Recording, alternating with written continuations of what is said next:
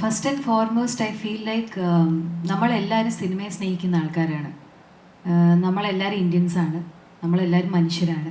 നമുക്ക് കേരളം, തമിഴ്നാട്, മലയാളം, തെലുഗു, കന്നഡ, തമിഴ്, ഹിന്ദി എന്നൊന്നുമില്ല. എവിടെ നന്നായിട്ട് അഭിനയിക്കാൻ സാധിക്കുമോ, എവിടെ നല്ലൊരു സിനിമ കിട്ടുമോ, എവിടെ നല്ലൊരു കഥാപാത്രം കിട്ടുമോ, അപ്പോൾ ഓടിച്ചെന്ന് പോയി അഭിനയിക്കുക എന്നുള്ളതാണ്.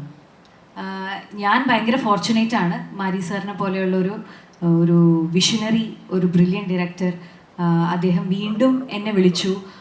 രണ്ടാമത് ആദ്യം ചെയ്തതിനേക്കാൾ കൂടുതൽ ഡെപ്തും ഡിഫറെൻറ്റും ആയിട്ടുള്ളൊരു കഥാപാത്രം എന്നെ ഏൽപ്പിച്ചു എന്ന് പറഞ്ഞത് ഞാൻ ഭയങ്കര ഹാപ്പിയായിരുന്നു. സത്യം പറഞ്ഞാൽ എൻ്റെ ലൈഫിൽ ആദ്യമായിട്ടാണ് ഞാനൊരു നറേഷൻ പോലും ഇല്ലാതെ ഞാൻ ഒരു സിനിമ കമ്മിറ്റ് ചെയ്തത്.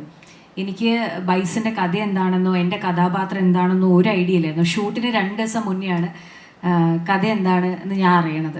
അപ്പം നമ്മൾ അവിടെ പോയി ഒരു വർക്ക്ഷോപ്പ് അറ്റൻഡ് ചെയ്ത് നമ്മൾ അവിടെ തന്നെ താമസിച്ച് അവിടെയുള്ള ആൾക്കാരുടെ കൂടെ പഴകി. നമ്മളാരും മേക്കപ്പ് ഒന്നും ഇട്ടിട്ടില്ല. ഞാനാണെങ്കിലും ധ്രുവാണെങ്കിലും അനുഭവം നമ്മളൊക്കെ അവിടെ പോയി നിന്ന് ആ പണിയൊക്കെ ചെയ്ത്, എന്നാലേ നമുക്ക് ഈ മേക്കപ്പ് ഇട്ട് പൊട്ടിയടിച്ച് ക്യാമറയുടെ മുന്നിൽ വന്നെന്ന് അഭിനയിക്കുന്നതല്ല. നമുക്ക് അവിടുത്തെ ബോഡി ലാംഗ്വേജ് വരണമെങ്കിൽ, അവിടുത്തെ എക്സ്പ്രഷൻസ് വരണമെങ്കിൽ ഒക്കെ നമ്മൾ അത്ര എഫേർട്ട് ഇടണമല്ലോ. അപ്പം ഒരു ഭയങ്കര ഡിഫറെൻ്റ് ആയിട്ടുള്ള ഒരു ഫിലിം സ്കൂളാണ്, ഫിലിം മേക്കിംഗ് ആണ് മാരി സാറിൻ്റെ. അപ്പം I have been very fortunate that I got 2 chances with him. And ഇത്തവണ ബൈസൺ വന്നപ്പം രാജി എന്ന് പറയുന്ന കഥാപാത്രം എനിക്ക് തോന്നുന്നു എൻ്റെ ലൈഫിൽ, എൻ്റെ കരിയറിലെ one of the most important ക്യാരക്ടേഴ്സാണ്. കാരണം ഒരുപാട് ഞാൻ ഇതുവരെ ചെയ്യാത്ത ഒരുപാട് ലെയറിങ് ഈ ക്യാരക്ടറിന്